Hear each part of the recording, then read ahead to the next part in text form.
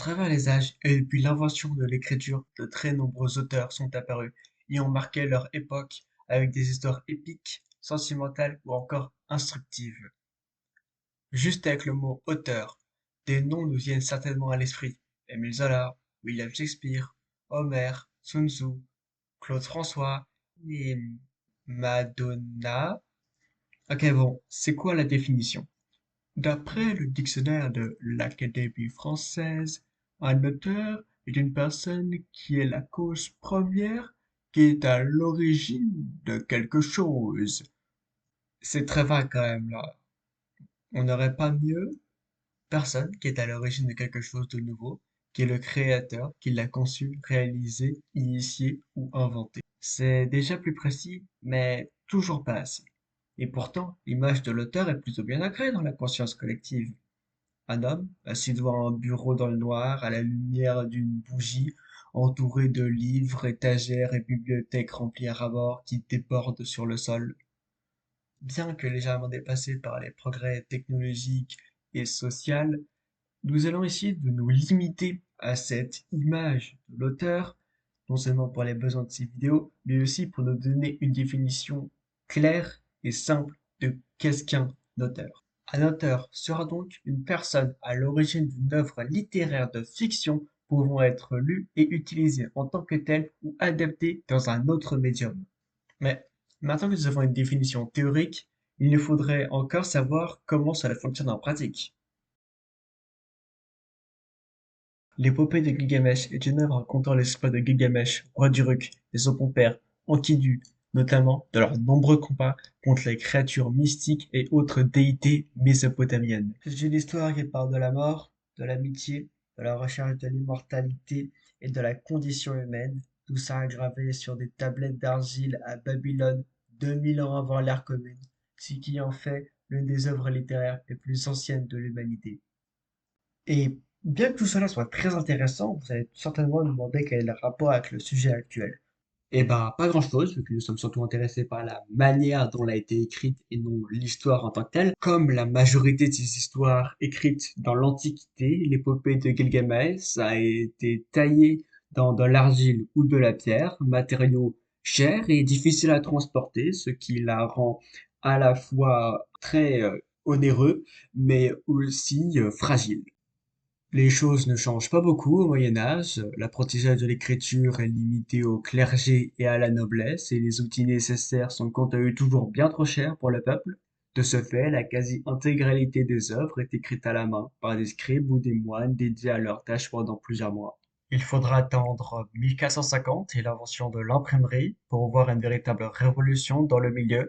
La vitesse d'écriture des ouvrages est décuplée pour une fraction du coût, ce qui permet les premières distributions de masse. La diffusion des œuvres est aidée par la démocratisation de la lecture et de l'écriture à travers la deuxième moitié de ce premier millénaire, notamment grâce à l'invention du crayon en 1780, du stylo en 1882 ou la commercialisation de la machine à écrire en 1870. La lecture et l'écriture deviennent donc peu coûteux et à la fois faciles à apprendre, voire quasiment obligatoires dans la société moderne, ce qui entraîne une explosion du nombre d'auteurs potentiels et donc d'œuvres associées. Cette époque voit aussi l'invention du cinéma en 1895, qui offre la possibilité de changement radical dans la manière et la forme dont ces histoires sont racontées.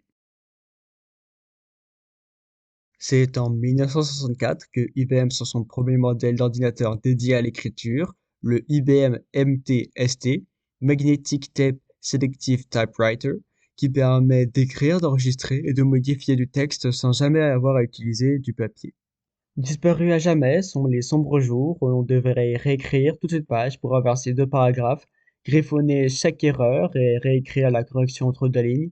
Ces tâches sont maintenant devenues triviales, voire complètement automatiques, grâce aux logiciels de traitement de texte tels que Microsoft Word ou OpenOffice. Et les changements ne se limitent pas qu'à l'écriture elle-même, les plateformes de publication numérique telles que Kindle ou Wattpad ont révolutionné l'édition, permettant l'autopublication des œuvres. L'impact de l'informatique sur la culture littéraire est indéniable. Les outils numériques ont démocratisé l'accès à la création et à la diffusion des œuvres littéraires, permettant une plus grande diversité à la fois chez les auteurs et les lecteurs.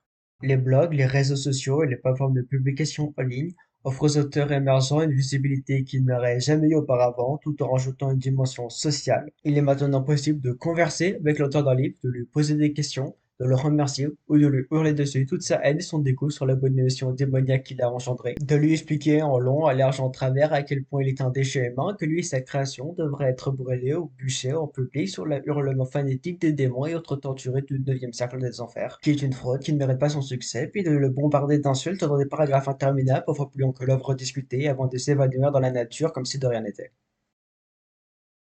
On notera la récente émergence de l'intelligence artificielle qui chamboule une nouvelle fois le monde de l'écriture littéraire. Des outils comme ChatGPT peuvent déjà générer des quantités faramineuses de textes en très peu de temps. De même avec DALL-E pour la génération d'images. Bien que faisant encore débat, l'utilisation de ces IA est sûre de révolutionner l'écriture telle que nous la connaissons actuellement en réduisant encore les barrières d'entrée. Peut-être verrons-nous bientôt des programmes capables de générer des livres ou des bandes dessinées entières à partir d'un simple script, de personnages de jeux vidéo capables de répondre en temps réel à nos actions ou encore des superproductions sans aucun acteur, monteur ou technicien. Ces outils sont sûrs de grandement bouleverser la manière dont on conçoit une œuvre. Dans un sens, nous ne sommes peut-être pas si différents des scribes ayant taillé l'épopée de Gilgamesh il y a plus de 4000 ans, ou des moines du Moyen-Âge qui recopiaient les mêmes pages de la Bible en boucle.